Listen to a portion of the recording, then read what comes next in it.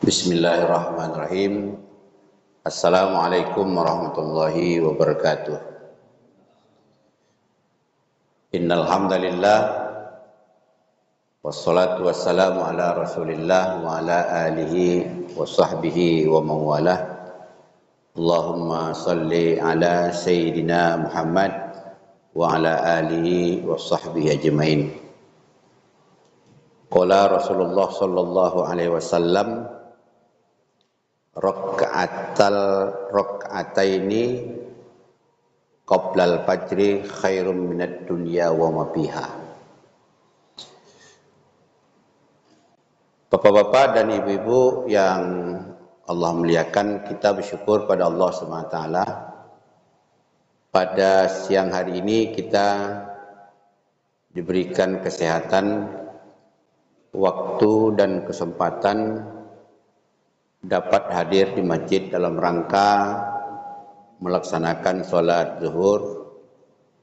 Mudah-mudahan Allah Subhanahu wa taala menguatkan iman kita, dapat kita istiqomah dalam melaksanakan sholat, terutama sholat berjamaah dan berjamaahnya di masjid. Berselawat kita kepada Rasulullah sallallahu alaihi wasallam. Allahumma salli ala Sayyidina Muhammad wa ala ali Sayyidina Muhammad. Assalamu alayka ya Rasulullah. Assalamu alayka ya Habibullah. Assalamu alayka ayuhan nabiyyu wa rahmatullahi wabarakatuh. Bapak Ibu yang Allah muliakan, ada dua sahabat Rasul yang terkenal kaya dan pemurah. Yang pertama Utsman bin Affan. Dalam buku yang dikarang tentang Magnet Rezeki oleh Buya Yahya, saya baca kekayaan Utsman itu pada zaman itu kalau dirupiahkan lebih kurang 3 triliun uang kita sekarang. Satu lagi yang bernama Abdurrahman bin Auf. Kekayaannya pada saat itu kalau dirupiahkan sekarang itu lebih kurang 6,5 triliun. Jadi Abdurrahman bin Auf dan Utsman bin Affan ini senantiasa apapun yang dicakapkan Rasul dalam bentuk harta langsung mereka ambil. Pernah satu ketika di Madinah itu air susah. Tetapi di sekitaran Masjid Nabawi itu sebelum pengembangan pada zaman Rasul itu ada sumur orang Yahudi. Nah ini, ada sumur orang Yahudi dan setiap orang yang mau mengambil air di situ dibayar dengan harga mahal. Maka pada saat itu Rasulullah mengatakan, siapa yang sanggup beli sumur? Itu punya Yahudi. Ditanya orang Yahudi, tidak ada yang Yahudi tidak mau menjual. Tapi Utsman bin Affan coba menego. Kalau tidak jual, umpamanya bagaimana? Umpamanya dalam bentuk dikontrak saja. Kalau hari Ahad umpamanya sumur ini saya punya, hari Senin kamu punya, berapa bayarnya? Umpamanya dikatakan 1 triliun. Wah, sampai begitu. Utsman bin Affan langsung membeli dan diwakafkannya kepada penduduk Madinah. Nah ini, diwakafkannya kepada penduduk Madinah. Setiap hari Ahad diumumkannya, ayo ambil air semua, gratis. Nah itu. Ketika hari Senin Yahudi, milik Yahudi, air itu, sumur itu, tidak ada lagi yang ambil. Hari Selasa ada lagi yang ambil, karena milik Utsman bin Affan kontraknya. Hari Rabu tidak ada lagi yang ambil. Nah, begitu seterusnya. Begitu juga Abdurrahman bin Auf, kekayaannya sangat luar biasa. Apapun kata Rasulullah, langsung dia borong. Nah, kenapa? Mereka ini punya dan dermawan. Nah ini, punya dan dermawan. Jadi sumur itu sekarang itu kalau kita ke Masjid Nabawi yang dibeli oleh Utsman itu nanti di sekitaran pintu Masjid Nabawi pintu 19. Nah, itu ditutup memang. Tapi kalau kita tanya-tanya ya, itu bisa kita cari sumur itu, masih ada. Nah itu. Dibeli Utsman bin Affan waktu 1400 tahun yang lalu, masih ada itu sekarang. Dan juga hotel Utsman bin Affan pun di sekitar itu, sekitar pintu 360 itu masih ada hotelnya dan diwakafkan untuk kaum muslimin. Nah ini sampai begitulah kekayaan. Jadi karena dermawannya Abdurrahman bin Auf, Utsman bin Affan, jadi ada yang orang tua namanya Ummu Maktum. Kemudian ada lagi yang budak yang dibebaskan Nabi namanya Bilal bin Rabah. Mereka ini merasa kecil hati. Makan itu. Abdurrahman bin Auf berimpak sebanyak-banyaknya, pastilah dia nanti akan mendapatkan surga lebih istimewa. Kan itu kan? Kemudian begitu juga Bilal bin Rabah mengatakan, pastilah orang ini istimewa. Akhirnya Bilal bin Rabah dan Ummu Maktum menjumpai Rasul. Ya Rasulullah, kami iri kepada Abdurrahman bin Auf. Dia kaya, dia bisa berimpak. Pastilah nanti surga dia dapatkan, melebihi dari kami. Begitu juga disampaikan yang lain. Akhirnya dalam sejarah itu ada 9 orang miskin menghadap Rasul. Nah ini. Kenapa? Karena iri dengan orang kaya yang berimpak terus. Nah, apa kata Rasulullah sallallahu alaihi wasallam kepada orang 9 ini, yang miskin ini? Nah, ini. Dijelaskan dalam hadis, iya memang mereka itu diberikan Allah kelebihan. Memang diberikan Allah itu keringanan bagi mereka bisa berimpak dan bersedekah, beramal sebanyak-banyaknya dengan hartanya. Tapi ingat, sampaikan Rasul, raka'ataini fil fajri khairum minad dunya wa ma fiha. Kalau begitu Bilal bin Rabah, Ummu Maktum, mau nak kamu saya ajarkan? Apabila kamu beramal pada saat itu, nilainya lebih baik daripada dunia dan isinya.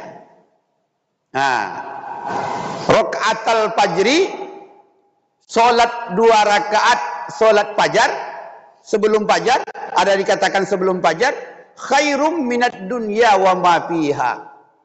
Itu lebih baik dari dunia dan segala isinya. Wah ini, barulah senang hati Bilal bin Rabah, barulah senang hati Ummu Maktum, barulah senang hati orang-orang 9 ini. Oh gitu. Nah ini. Jadi artinya apa? Ada amalan yang istimewa. Nah ini. Nah ini. Rakaatul fajri, solat 2 rakaat sebelum solat fajar, artinya sebelum solat subuh, itu pahalanya lebih besar dari dunia dan segala isinya kalau dirupiahkan. Ternyata kan tidak apa-apanya duit sekian triliun dan segala macamnya, tidak apa-apanya sekian impak dan sedekah. Nah ini, apa yang kita ambil dari sini? Maka salah satu amal yang kita jaga itu adalah solat sunat 2 rakaat sebelum solat subuh. Jadi Bapak Ibu yang Allah muliakan, maka ulama berbeda pendapat tentang ini. Itulah nanti kita jumpai ada di masjid ini solatnya itu hanya 2 rakaat sebelum subuh, ada dia tambah jadi 4 rakaat. Nah, itu nanti pasti kita jumpai. Dan ini jangan kita salahkan, dan ini benar. Ada qobliyahnya. Qobliyahnya itu begitu azan, dia solat sunat 2 rakaat saja. Ini termasuk dalam hadis itu juga.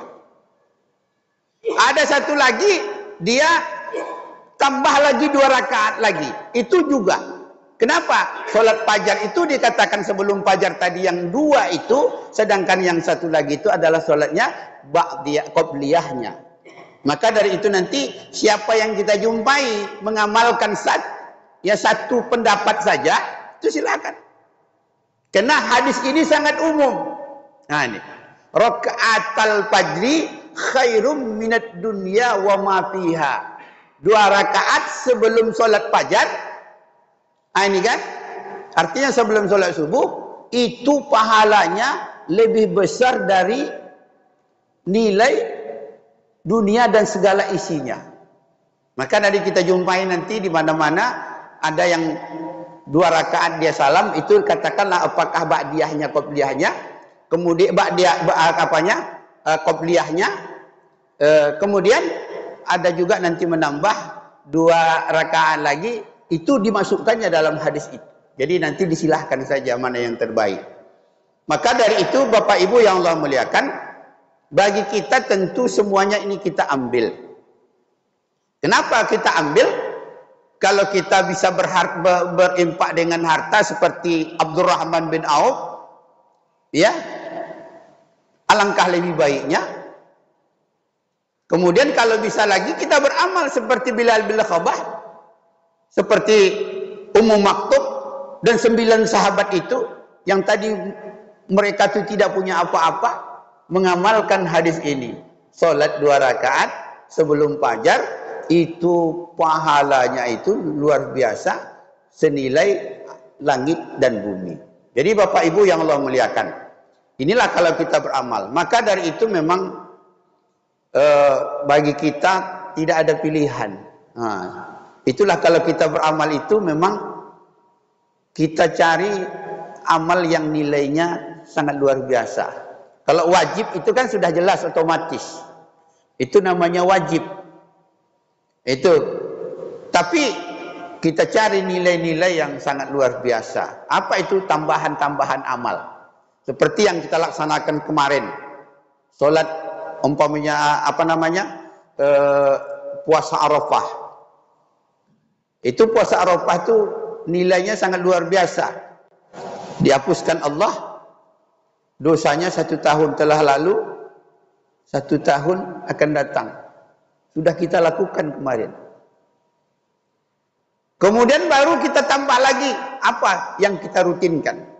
Karena kata Rasulullah sallallahu alaihi wasallam, khairul a'mal, amal yang baik itu adwamuha wa in qalla. Sikit tapi kita istiqomah.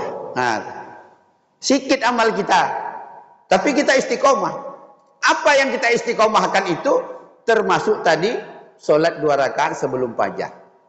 Sehingga salah satu yang istiqomah dalam beramal itu Bilal bin Rabah. Pada saat itu Rasulullah SAW mendengar terompah Bilal bin Rabah berada di surga. Kalau bahasa kita tengkelek itu. Ada kedengaran Rasulullah. Jadi Rasulullah SAW pada saat itu segitu mendengar, penasaran Rasul, ditanyanya, "Ya Bilal, apa amalanmu sehingga saya mendengar terompahmu sudah di surga, sudah berada di surga bersama kamu?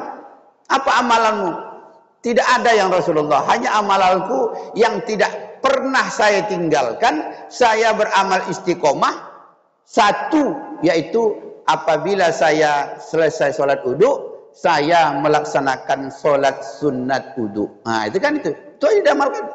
Dia ambil wudu, kemudian dia masuk ke masjid, ya, tak pernah dia meninggalkan sholat sunat wudu. Nah ini istiqomah. Dan kita pun diharapkan begitu. Kita istiqomahnya apa? Istiqomah kita mengambil keuntungan yang besar tadi. Salat fajar 2 rakaat khairum minad dunya wa ma fiha. Ini pahalanya lebih besar, ya, lebih banyak nilainya segala isi langit dan bumi. Jadi Bapak Ibu yang Allah muliakan, maka mudah-mudahan Allah Subhanahu wa taala memberikan kepada kita keistiqomahan sehingga kita dapat melaksanakan amal ini dengan sebaik-baiknya. Amin amin ya rabbal alamin. Ini saja kultum kita. mudah-mudahan ada manfaatnya bagi kita semua. Jika ada kekurangan saya mohon maaf. Jika ada kebaikan itu adalah kebaikan majelis kita. Dan saya akhiri, assalamualaikum warahmatullahi wabarakatuh.